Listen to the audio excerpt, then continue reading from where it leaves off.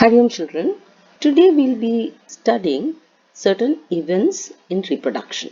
I hope all of you recollect that the events in reproduction began with gametogenesis, then we had insemination, fertilization, blastulation, implantation, organogenesis and parturition. So this is just a recap.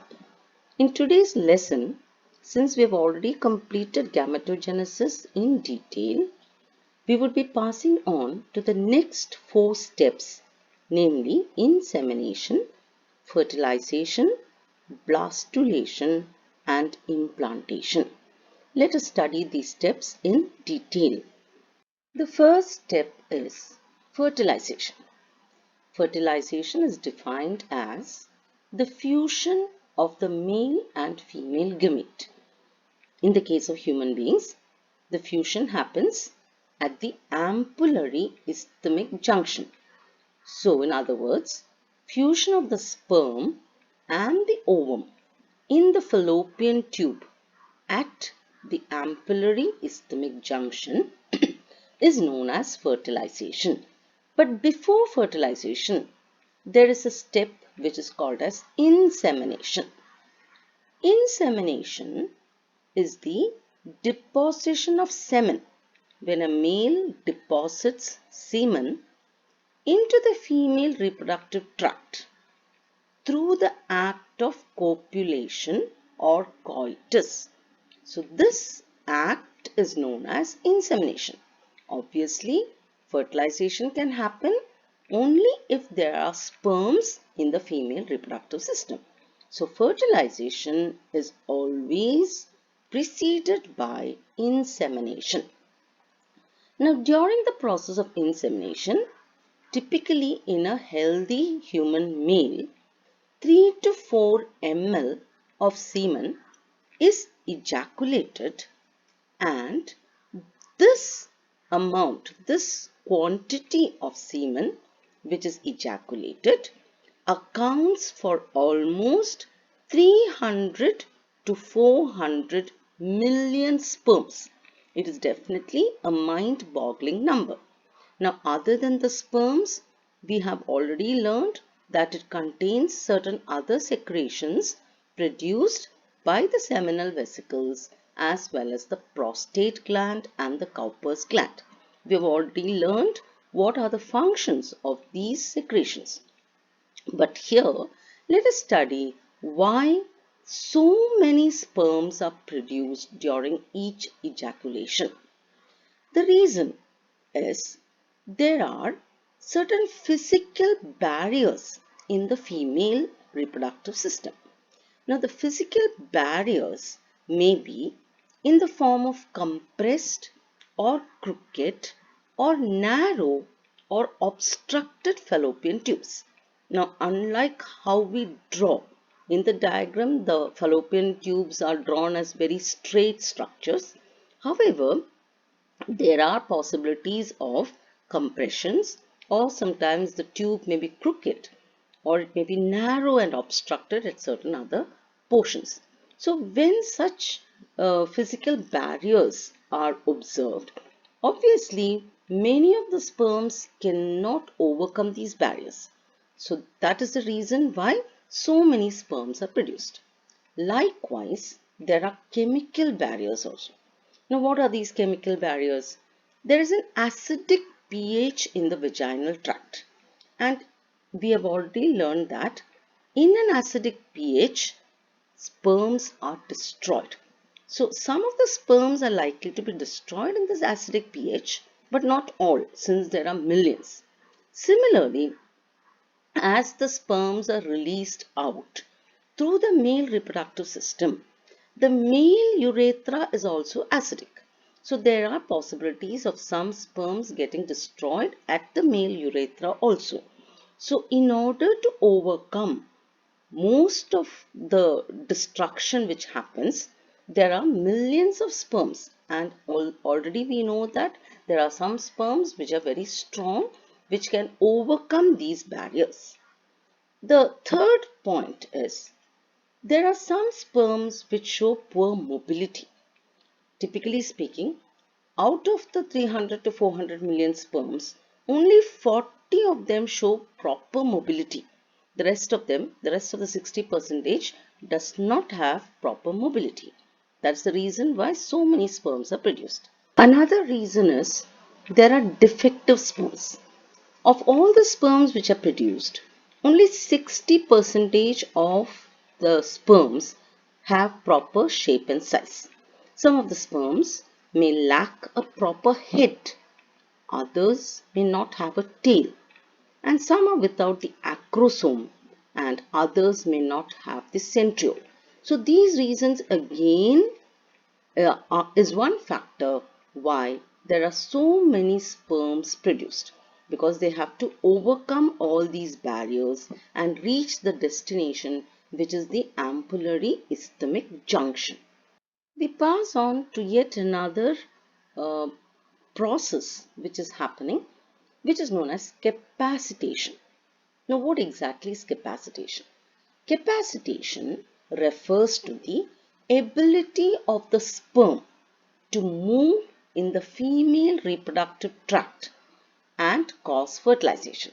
So obviously the sperms which are released in the vagina has to move in the upward direction and reach the fallopian tube. So this ability of the sperm is known as capacitation. Now, what causes the sperm to move? Let us study what causes the sperm to move. Please understand that the movement of the sperm occurs at a rate of 3 to 4 millimeter per second or 1.8 centimeter per minute, and the movement is due to the following reasons. The first reason is definitely there is a force of ejaculation.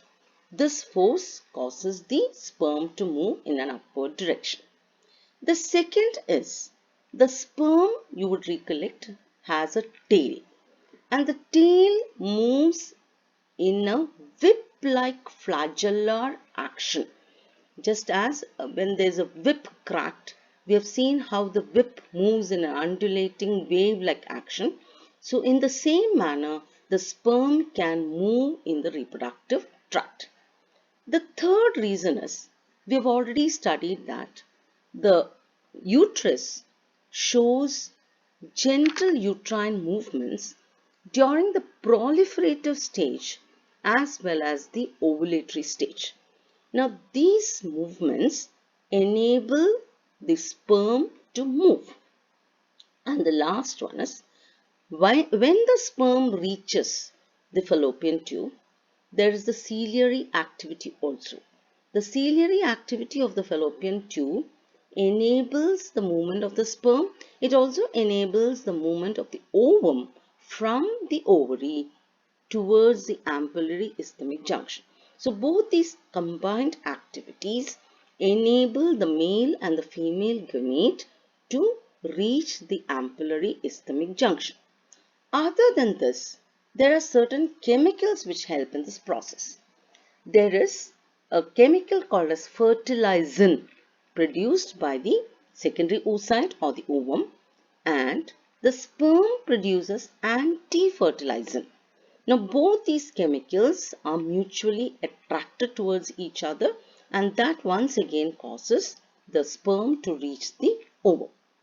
And finally, when the sperm and the ovum reach the ampullary isthmic junction, please remember that fertilization happens at this junction. What happens? Fertilization, or there is a fusion of the male and the female gametes. One very important point that has to be remembered is fertilization can happen only when the sperm and the secondary oocyte are transported simultaneously to this junction. Now remember, during every menstrual cycle, there is an ovum which is produced, and the ovulation which happens during the ovulatory phase. This has to correspond and this has to match along with the insemination. So fertilization can happen only if the two events, that is ovulation as well as insemination, happen at the same time, and that we know is practically remote during every cycle. So this is very important as far as fertilization is concerned. Before the nuclear material of the sperm and the ovum mix together, there is a reaction called as the acrosomal reaction. Let us see what it is. You remember that the sperm head contains a structure called as the acrosome, and the acrosome releases certain enzymes called as the sperm lysins. They're collectively called as the sperm lysins. Now these sperm lysins fall into three categories. The first one is known as the hyaluronidase. Hyaluronidase is an enzyme or a sperm lysin that helps to digest the hyaluronic acid. You remember the hyaluronic acid glues the corona radiata cells. So all the corona radiata cells are now in a glued condition.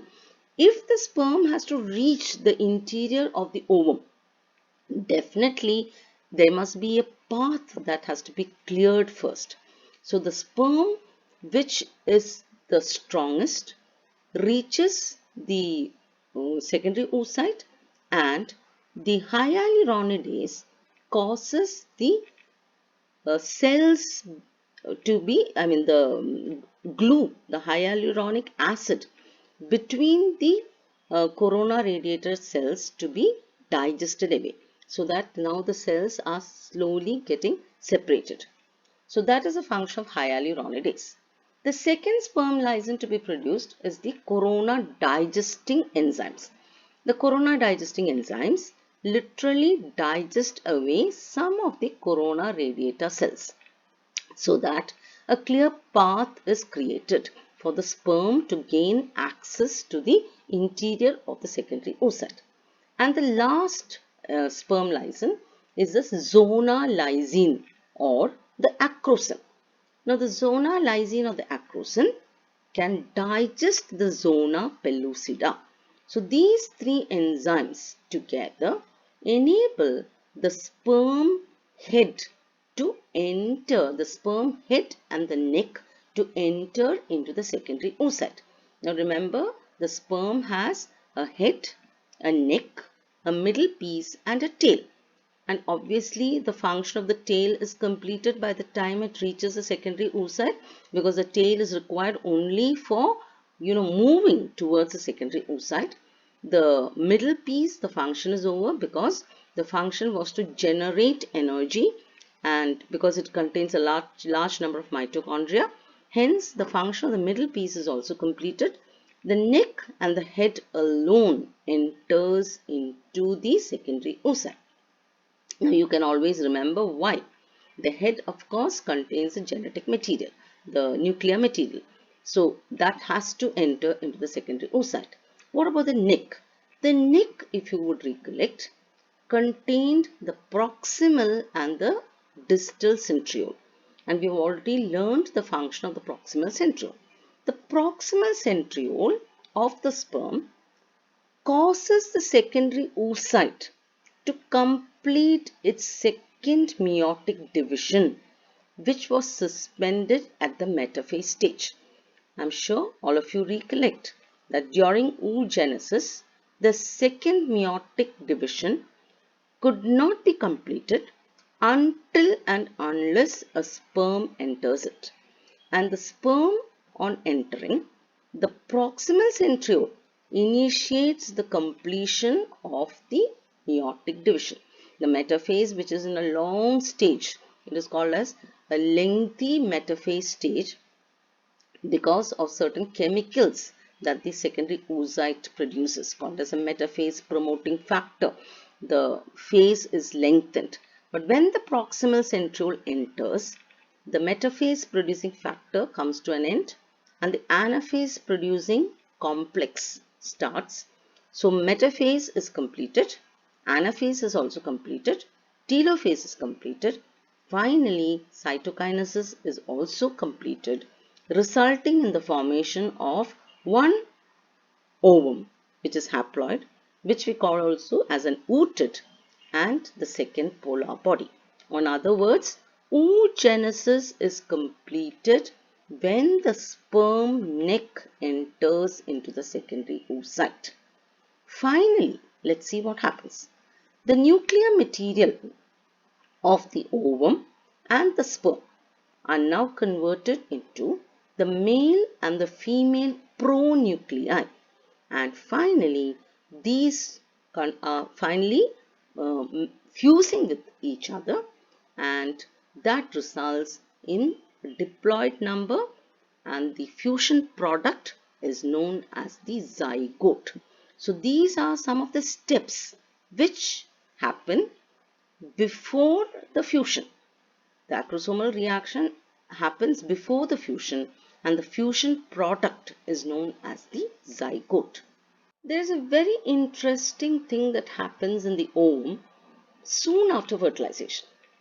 As soon as one sperm enters into the secondary ovum, which we just now discussed, simultaneously the cortical granules, I hope you remember that the secondary oocyte or the ovum has a plasma membrane which is called as the oolemma, and just below the oolemma lies certain granules which are called as the cortical granules.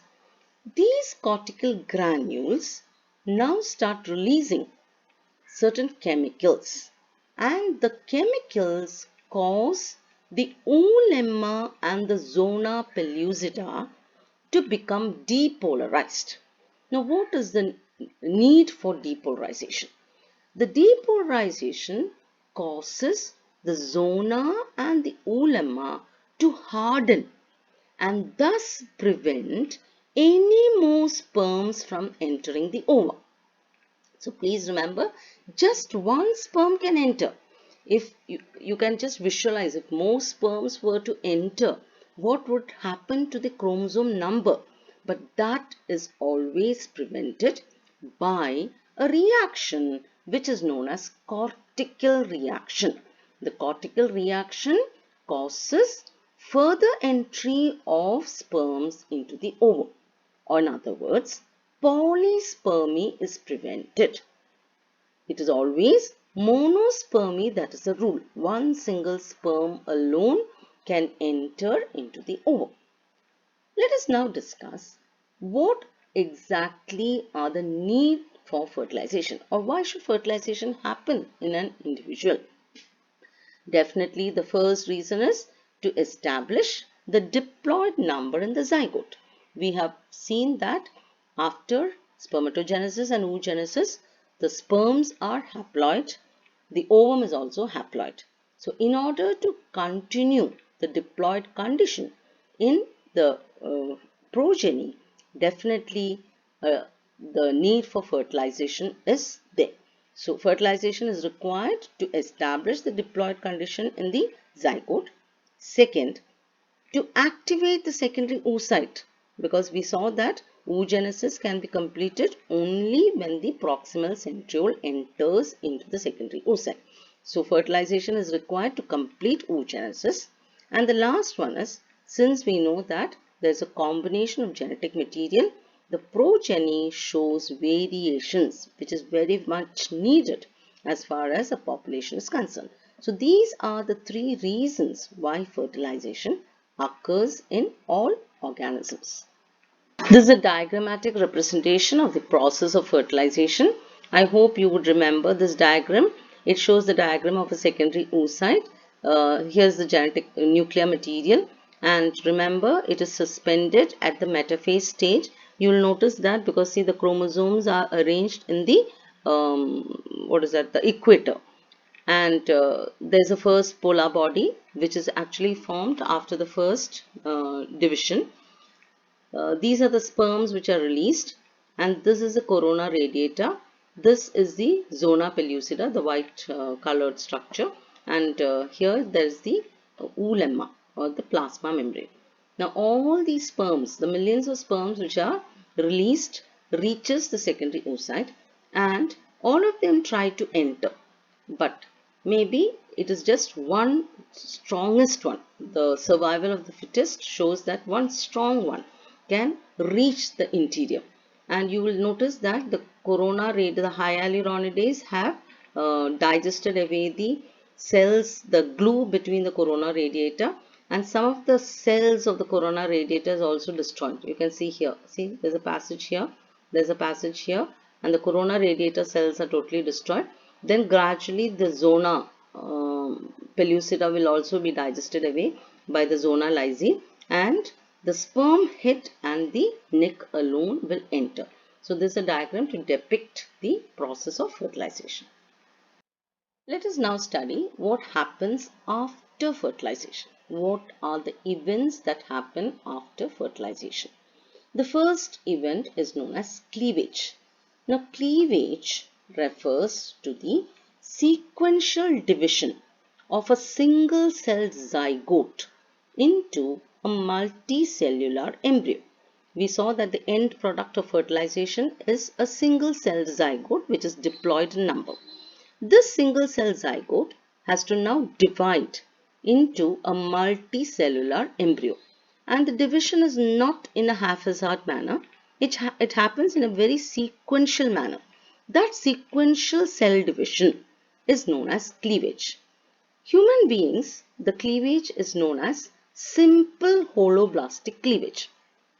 There are different types of cleavage occurring in different organisms. In human beings, we call it as simple holoblastic. Now, why is it called as simple holoblastic? When the cell division results in the formation of daughter cells, which are identical in shape and size, the resultant cleavage is known as simple and holoblastic. So, they are identical in shape and size. And the daughter cells which are produced as a result of cleavage are called as the blastomeres. So, in human beings, we have the simple holoblastic cleavage. Now, why is it the simple holoblastic cleavage? I'll just give you an idea. Now, basically, there are different types of ovum. And the different types of ovum, categorization of different types of ovum is based on, one type of categorization is based on the quantity of yolk present in the ovum. Now, as far as the human egg is concerned or the human ovum is concerned, the ovum is called as alecital. A means without, lecital means yolk. There is no yolk, absolutely no yolk in the human beings, in the human egg. In the human egg, there is no yolk. Hence, the division, the cell division can happen in such a manner that the daughter cells are identical in shape and size. The yolk does not obstruct the cell division. That is the reason why we have the daughter cells which are identical in shape and size. Another type of ovum are called as the microlecital eggs. The microlecital eggs have little amount of yolk, okay, small scanty amount of yolk, and example is amphioxus. Then we have the mesolecital. Mesolecital eggs are those eggs with moderate amount of yolks. Example that of all amphibians. The frog's egg and all contain moderate amount of yolk. And the last one is the macrolecital or the megalecital eggs. As the name suggests, they have large quantities of yolk. And typically speaking, the hen's egg, which we are very familiar with, the duck's egg, all of them are macrolecital. They have large quantity of yolk. So obviously they will not have the holoblastic cleavage. In them, the cleavage is called as the meroblastic cleavage. Let us study how the cleavage occurs and what are the different steps in cleavage. The first cleavage or the first cellular division after zygote formation, which is known as the first cleavage, results in a two-cell stage. Now all of us know that when a cell divides, one cell can divide into two daughter cells. And the two daughter cells which are produced as a result of the first cleavage is known as the two blastomeres. The daughter cell is called as the blastomere and the stage is called as the two-cell stage. and the daughter cells are called as two blastomeres. Soon after that, both these blastomeres again undergo division, meaning the next stage is a 4-cell stage. So the second cleavage results in a 4-cell stage, or 4 blastomeres are produced. So after which all the 4 of them will divide, and they divide to form the 8-cell stage. So the third cleavage result in an 8-cell stage, or 8 blastomeres are produced. The fourth cleavage results in a 16-cell stage. 16 blastomeres are produced, and that continues 16 to 32, 32 to 64, and it continues. So you find it dividing according to arithmetic progression. Now this is the way where there is a definite sequential method of division. Now at the 8 to 16 cell condition, the embryo, now we do not call the structure as a zygote, since it's already divided and a number of cells are produced. At the 8 to 16 cell stage, the embryo is called as a morula, or a little mulberry. Now, mulberry is a fruit. Some of you may have seen it. It looks, a small structure with a number of projections. So a morula looks like a little mulberry, or in other words, it is a solid ball of cells. Okay, small little ball of cells with 16 cells, 8 to 16 cells. And at this point, the zona pellucida is intact. I hope you can visualize that the zona pellucida is intact, but inside the zona pellucida, first there were 2 cells, then there were 4 cells, then there were 8 cells, then there were 16 cells. So in other words, there is no increase in size of the embryo. The embryo is not becoming bigger in size, but we call that as growth because the number of cells are increasing. Though their size is not increasing, the number of cells are increasing. So these are the different steps in cleavage and morula formation. Here's a diagrammatic representation of the formation of the morula. You can see that it is dividing into 2 blastomeres. The zona pellucida is still intact. And this, please understand, when the fertilization happens at the ampullary isthmic junction, the cleavage follows. Within 36 hours, the first cleavage begins. And the cleavage is happening while the zygote is still inside the fallopian tube. So at the 2-cell stage, it is still in the fallopian tube. At the 4-cell stage, can you see this? This is the 4-cell condition. Within 48 hours, the embryo has now converted into 4-cell condition, and within 96 hours, it has converted itself into a morula. If you look at these 3 diagrams, you will notice that the zona pellucida is still intact. It has not disrupted itself, and hence there is no change in the size of the embryo. However, there is growth because of the increase in number of the cells. So all this, the entire process of formation of morula, cleavage, happens while the embryo is still inside the fallopian tube. It is being slowly drawn towards the uterus, but at this point it is still within the fallopian tube. Let us now discuss what happens after a morula is formed. The next step is called as blastulation. A morula converts itself into a blastocyst, and that process is called as blastulation. Let us see how that happens. The morula continues to divide. Remember, the morula was in an 8 to 16 cell, and then we have the 32 cell, 64 cell. It is continuing. The embryo continues to divide. And this solid ball of cells now transform itself into a blastocyst. The transformation of an embryo with a solid group of cells into an embryo with a cavity inside is called as blastulation. Okay, so the solid ball of cells, so you can visualize say a cricket ball which is solid in nature is now gradually growing in size, and it is developing a cavity inside, or it is now becoming more like a football or a tennis ball with a cavity inside. That condition, that process is known as the blastulation. The cavity which is developing is known as the blastocyst. So the embryo is growing, a cavity is developing, the cavity is known as the blastocyst. Now as the blastocyst develops or the cavity develops, the cells are pushed towards the periphery. And you can visualize that the cells which are pushed out to the periphery forms a layer, and that layer which forms around the embryo is called as the trophoblast or the trophoectoderm. You may have already come across the word trophozoite in the case of the malarial parasite. We saw that trophozoites are the feeding stage of the malarial parasite. So the word tropho means to feed.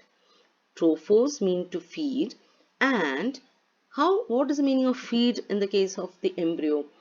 It is this layer, the trophoblast or the trophoectoderm, which later on becomes the extra embryonic membrane.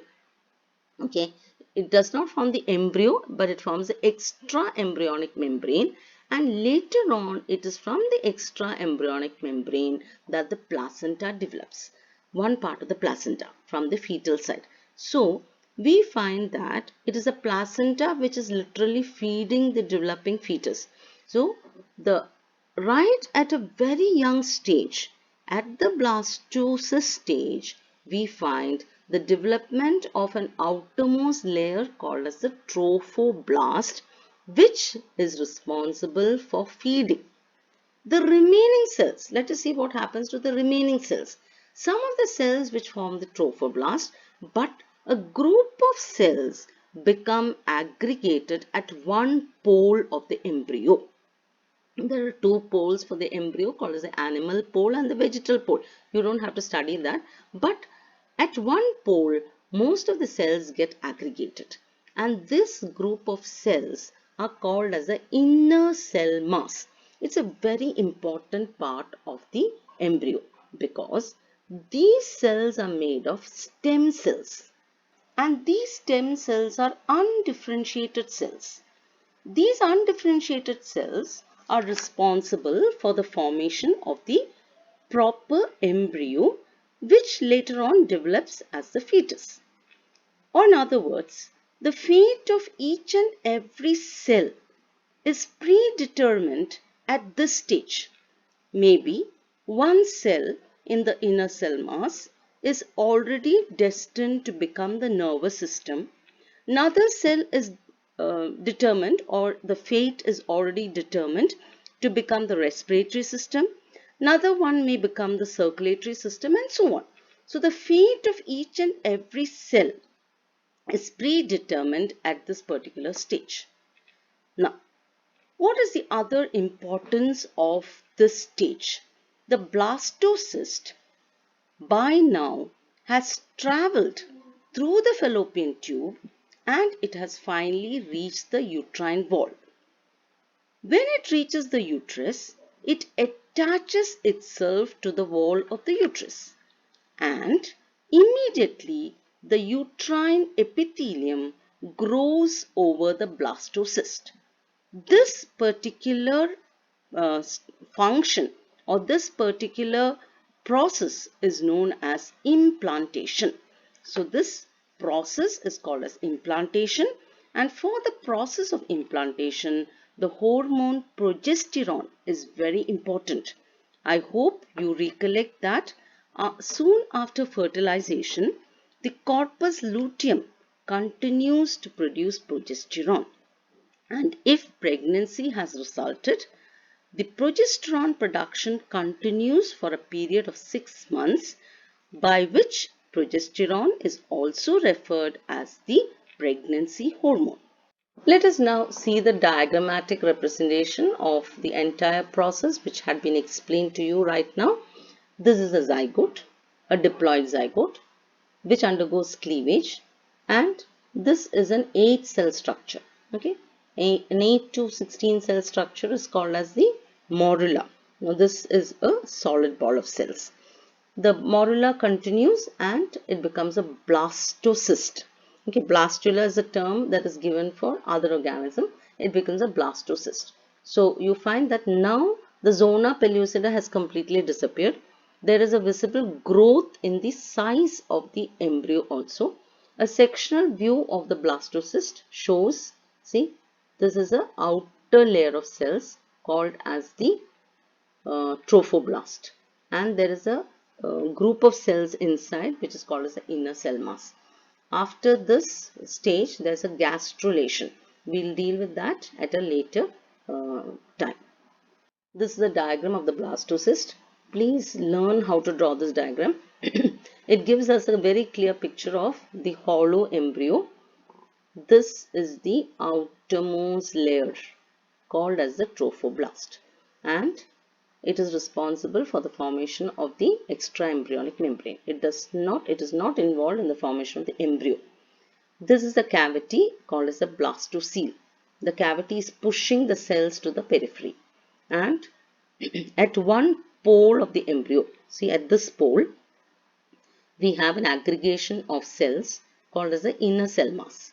The inner cell mass are made up of undifferentiated stem cells, but the fate of each one of them is already predetermined. As I said, one of them may become the circulatory system, one may become the nervous system, one may become the digestive system, another one may become the respiratory system, and so on. So the fate of each one of them is determined. And at this stage, the embryo is called as the blastocyst. Another importance is the blastocyst is attached to the uterine wall in what is referred as the term implantation. Let us now look at the diagram of the entire process that we have just learned. If you look at this diagram, it shows the ovary, okay, and the different stages in the development of the embryo. Okay, these are the different stages. Now, ovulation happens here. The secondary oocyte, depicted as A, is released. Now, this is the secondary oocyte. B, which happens at the ampullary isthmic junction, represents fertilization, where one of the sperm can gain entry, others are not permitted to enter.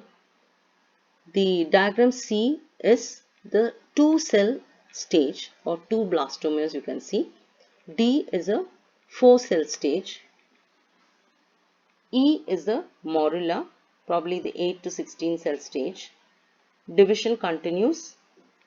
Okay, so here again it is a morula stage. It's still growing. Maybe it is a 32 cell stage.